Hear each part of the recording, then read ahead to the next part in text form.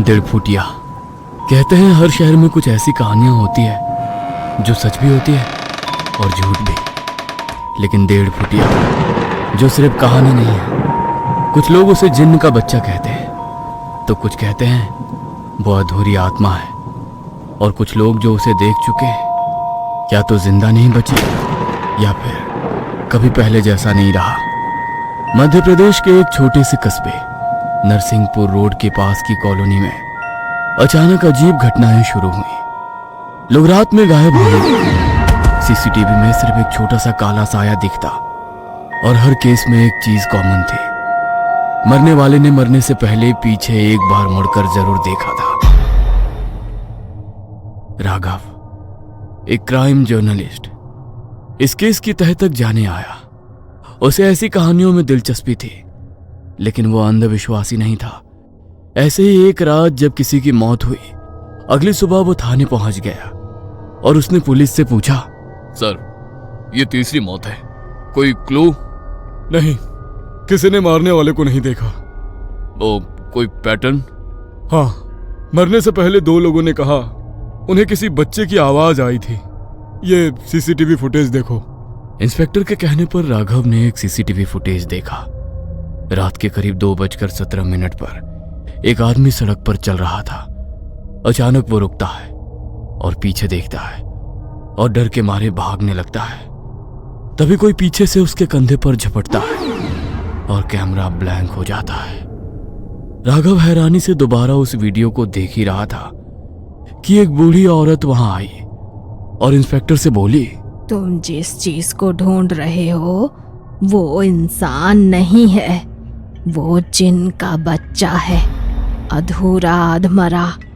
उसकी लंबाई सिर्फ 1.5 फुट है, लेकिन उसकी ताकत इंसान से 100 गुना ज्यादा। उसकी बात सुन इंस्पेक्टर और राघव एक दूसरे की ओर देखने लगे। राघव ने आगे बढ़कर उससे बात की। अब कौन है आप? ये किसके बारे में बात कर रही हैं? मेरा नाम शकीला आपा है। मैं उसकी बात करने आई हूँ जिसे आप ढूंढ रहे हैं। ये क्या बोल रही हैं आप? वो हमेशा पीछे से बुलाता है। उसकी आवाज कभी बच्चे जैसी होती है, कभी किसी अपने की। उसकी आंखें पूरी काली होती हैं और उसका चेहरा आधा जला हुआ। वो परछाई खा जाता है। जिसकी परछाई वो खा ले, वो इंसान धीरे धीरे अंदर से खत्म हो जाता है। आप बेमतलब की अफवाह मत फैलाओ। ये अफवाह नहीं है, सच है। आप बस लोगों को बोल दो कि अगर पीछे से कोई आवाज आए तो मुड़ कर ना देखें। 21वीं सदी में 18वीं सदी की बातें कर रहे हो। लोग हम पर हंसेंगे कि हम कातिल को नहीं ढूंढ पाए, तो अफवाह फैला रहे हैं। राघव शकीला आपा की बातें सुन रहा था। उसकी आंखें देखकर उसे यकीन होने लगा कि यह औरत झूठ नहीं बोल रही है। ये सच है या अफवाह? इसका पता मैं लगा कर रहूंगा। मैं खुद इसका पता लगा कर रहूंगा। राघव ने तय किया, आज रात वो खुद बाहर जाएगा। वो अंधेरी रात में बाहर निकला। रात के 2 बज रहे थे। सड़क खाली थी। अचानक किसी बच्चे की आवाज आई, भैया। आवाज सुन राघव रुक गया। आवाज पीछे से आई थी। उसका दिल जोर से धड़कने लगा। भैया, मुझे घर जाना है। राघव ने धीरे धीरे पीछे देखा और जो उसने देखा उसकी रूह कांप गई।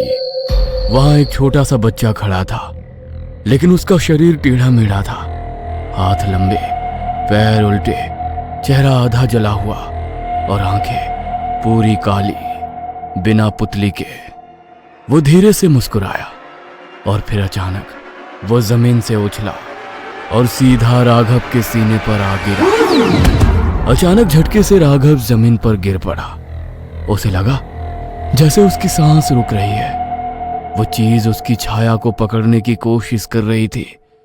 राघव खुद को बचाने की कोशिश कर रहा था, मगर वो कामयाब नहीं हुआ।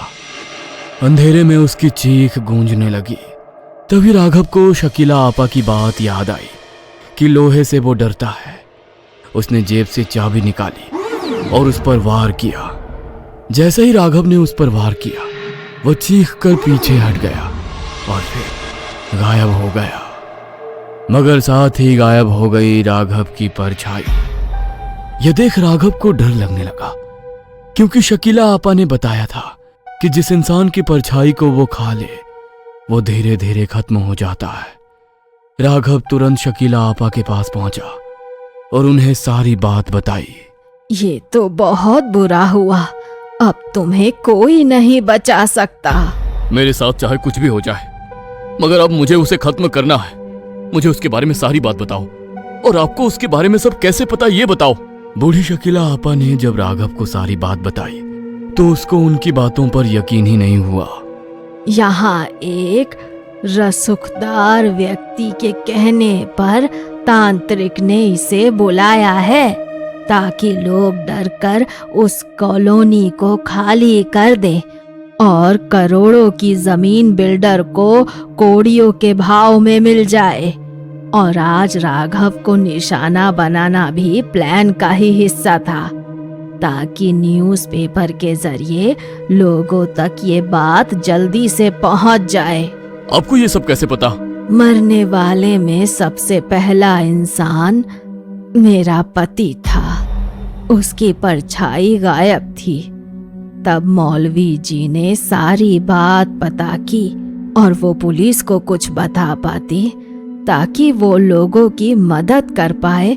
उसके पहले ही उन्हें भी मार दिया गया। वो ये सब खुद के फायदे के लिए कर रहा है। तुम जो कोई भी हो, मुझे नहीं डरा सकते। मैं दोबारा तुम्हारा सामना करने के लिए आ रहा हूँ। कहते हुए राघव ने फैसला किया वो उस जगह जाएगा जहां ये सब शुरू हुआ था। वो एक पुराना खंडहर था। रात के करीब 3 बजे। हवा भारी थी और अंधेरा बहुत गहरा था। वहां अचानक चारों तरफ से आवाजें आने लगी। भैया, राघव, मुझे बचाओ। राघव घबराकर इधर उधर देखने लगा और फिर वो सामने आया। इस बार और भी भयानक। उसका शरीर जगह जगह से फट रहा था। अचानक उसका पूरा शरीर फट गया और उसके अंदर से एक काला धुआं निकला। एक बड़ा डरावना जिन। उसे देख राघव ने शकीला आपा के बताए मंत्र पढ़ना शुरू किया और उसने जिन के आसपास लोहे की साकल का घेरा बनाया। जिन चीखने लगा और फिर धीरे धीरे गायब हो गया। राघव को लगा 1.5 फुटिया खत्म हो गया। अगले दिन सब कुछ सामान्य लग रहा था। राघव ने केस बंद कर दिया। लेकिन उसी रात जब वो सो रहा था, उसे पलंग के नीचे से आवाज आई। भैया। उसने धीरे धीरे नीचे देखा और उसके बेड के नीचे 2 काली आंखें उसे घूर रही थी। रात के उस खौफनाक मंजर के बाद राघव की नींद जैसे टूट गई थी। बहुत ही डरावना सपना था। कहते हुए वो पानी पीने के लिए पलंग पर से उठने की कोशिश करने लगा, मगर शरीर हिल नहीं रहा था।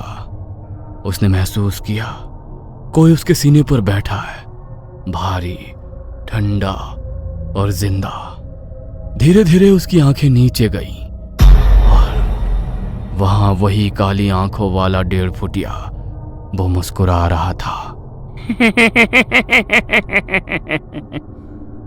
अब तू मेरा है, तुझे कोई नहीं बचा सकता।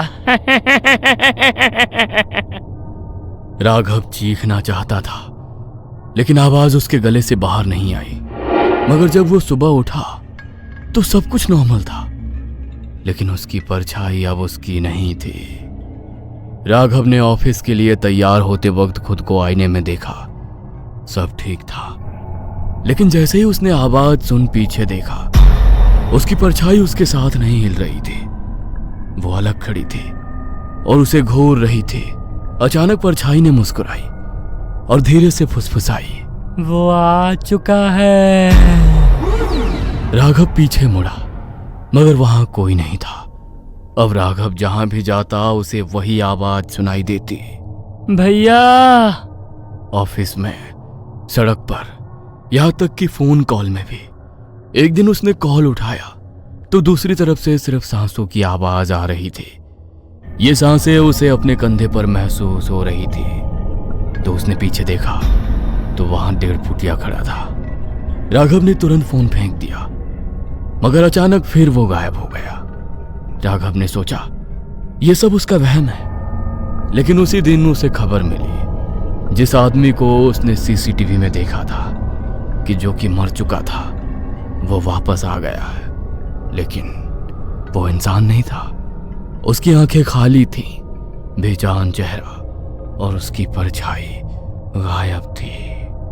राघव फिर शकीला आपा के पास गया। वो उसे देखकर घबरा गई। तू बच्चा नहीं है, वो अब तेरे अंदर आ चुका है। मतलब? 1.5 फुटिया सिर्फ शिकार नहीं करता, वो अपने लिए शरीर ढूंढता है और तू उसका अगला घर है। यह नहीं हो सकता। उस रात राघव को लगा जैसे उसका शरीर खुद चल रहा है। उसके हाथ टेढ़े मेढ़े हो गए थे। राघव के गले से निकलने वाली आवाज भारी, फटी हुई थी और उसके शरीर से किसी पुरानी कब्र की सड़न जैसी बदबू आ रही थी। भैया। राघव का हाथ अपने आप उठा और उसने आईने पर एक जोरदार मुक्का मारा। आईना चकनाचूर हो गया, लेकिन ताज्जुब की बात यह थी कि राघव के हाथ से खून नहीं निकला। टूटे हुए शीशों के टुकड़ों में उसे अपनी शक्ल नहीं बल्कि उस 1.5 फुटिया के चेहरे नजर आ रहे थे। ये देख राघव पागलों की तरह कमरे से बाहर भागा। सड़क पर सन्नाटा था, लेकिन उसे अपने पीछे सैकड़ों कदमों की आहट सुनाई दे रही थी।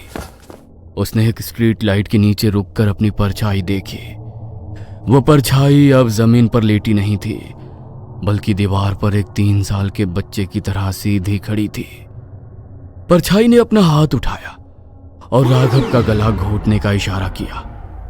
अचानक राघव को सच में घुटन महसूस होने लगी। उसका दम फूलने लगा। तभी उसे शकीला आपा की एक और बात याद आई। जिन रूह नहीं, आग और धुएं की औलाद है, उसे बुझाने के लिए खुद को जलाना पड़ता है। राघव खुद को बचाने के लिए लड़खड़ाते हुए उसी तांत्रिक के ठिकाने की ओर बढ़ा जिसका जिक्र शकीला आपा ने किया था। शहर के बाहरी इलाके में स्थित एक पुरानी चमड़े की फैक्ट्री। वहां पहुंचते ही उसने देखा कि वो रसूखदार बिल्डर और वही तांत्रिक एक जलते हुए कुंड के पास बैठे थे। महाराज, बलि पूरी हुई। अब राघव का शरीर उस जिन का पक्का घर है। अब ये पत्रकार वही लिखेगा जो हम चाहेंगे और पूरी कॉलोनी डर के मारे खाली हो जाएगी। राघव, जिसके अंदर अब वो 1.5 फुटिया पूरी तरह हावी हो चुका था, एक झटके में उनकी ओर झपटा। उसकी रफ्तार किसी इंसान जैसी नहीं थी। उसने तांत्रिक का गला पकड़ लिया। तूने मुझे बुलाया, लेकिन तूने मुझे कैद करने की कोशिश की। अब मैं किसी का गुलाम नहीं हूं। फैक्ट्री में चारों ओर आग लग गई। राघव के शरीर के अंदर एक जंग छिड़ गई थी। एक तरफ पत्रकार राघव की आखिरी बची हुई चेतना और दूसरी तरफ वो खौफनाक 1.5 फुटिया। राघव ने देखा कि सामने तेजाब का एक बड़ा टैंक खुला पड़ा है। उसने अपनी पूरी इच्छा शक्ति बटोरी और चिल्लाया, यदि ये शरीर तुम्हारा घर है और यही तुम्हारा ठिकाना है तो मैं इस ठिकाने को ही बर्बाद कर दूंगा, साथ में तुम भी खत्म हो जाओगे। बिल्डर और तांत्रिक की चीखों के बीच राघव ने उस जलते हुए कुंड से आग उठाई और खुद को आग लगा ली। जैसे ही आग की लपटें उसके जिस्म को छूने लगी, उसके अंदर से एक दिल दहला देने वाली चीख निकली। वो 1.5 फुटिया धुआं बनकर बाहर निकलने की कोशिश करने लगा, लेकिन राघव ने लोहे की एक भारी चेन अपने हाथ में लपेटकर खुद को और उस धुएं को जकड़ लिया। अगले ही पल एक जोरदार धमाका हुआ। अगली सुबह पुलिस को वहां सिर्फ राख मिली। ना राघव का शरीर मिला, ना ही वो रसूखदार बिल्डर। केस फाइल में लिख दिया गया कि गैस लीकेज की वजह से हादसा हुआ। महीनों बाद नरसिंहपुर की उस कॉलोनी में शांति थी, लेकिन एक रात एक नया चौकीदार ड्यूटी पर तैनात था। तभी उसे पीछे से एक पतली सी आवाज आई। भैया, यहाँ बहुत अंधेरा है, थोड़ी सी रोशनी होगी क्या? चौकीदार ने जैसे ही पीछे मुड़कर देखा, उसे सड़क पर कोई नहीं दिखा, लेकिन सीसीटीवी कैमरे की फुटेज में उस चौकीदार के पीछे एक 1.5 फुट की परछाई हाथ हिला रही थी। राघव तो चला गया था, लेकिन वो 1.5 फुटिया अब भी जिंदा था। अपना तो उसका कोई ना ही मालिक था, ना ही कोई रहने का ठिकाना। वो पूरी तरह आजाद था। अब कहीं वो आपके पीछे से आवाज दे भैया, तो मुड़कर मत देखना।